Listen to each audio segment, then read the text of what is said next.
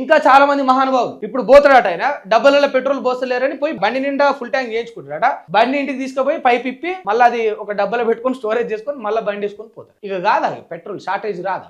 నేను ఇప్పుడు నిన్న 4 బంకుల దగ్గరికి పోయి నలుగురిని అడిగాను, మా దగ్గర పెట్రోల్ దండి ఉందన్న, ప్రజల్ని ప్యానిక్ అవ్వకని చెప్పండి, మా రిక్వెస్ట్ గది మాత్రమే అని వాళ్ళు చెప్తాం. కొందరు అయితే ఈ టార్చర్ భరించలేక పెట్రోల్ ఉన్నా కూడా బంద్ చేసుకున్న వాళ్ళు కూడా ఉన్నారు. ఏంది మాకు ఇల్లు అని. మంచి మంచి ఓనర్లు ఉంటారు కదా, ఇక అంటే వాళ్ళ ఎంప్లాయీస్ ఇబ్బంది పెట్టలేక బిజినెస్ మైండ్ సెట్ లోనే కంప్లీట్ కమర్షియల్ గా ఆలోచించలేని వాళ్ళు అట్లా కూడా చేసిన వాళ్ళు కూడా. పెట్రోల్ మీ దగ్గర మీ బండిలో అయిపోతుంది అంటేనే ఇప్పుడు పోయి పెట్రోల్ పోయించుకోకపోతే బండికి ముందుకు పోదు అని అనుకుంటేనే పోండి బంకుల కాడికి. ఇంకా 4 రోజులకు పెట్రోల్ వచ్చినప్పుడు కూడా ఎందుకు పోతుండు?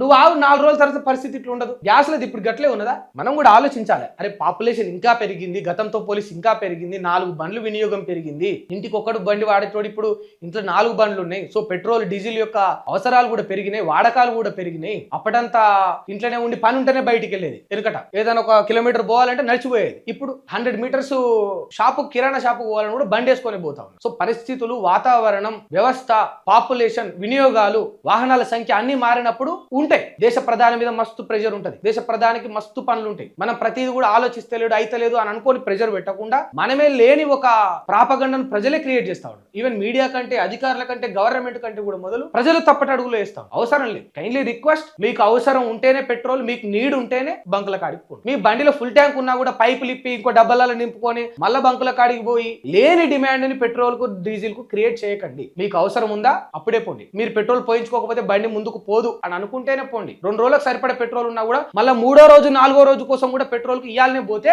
ఇట్లనే ఉంటది. లేని కొరత ఏర్పడుతుంది.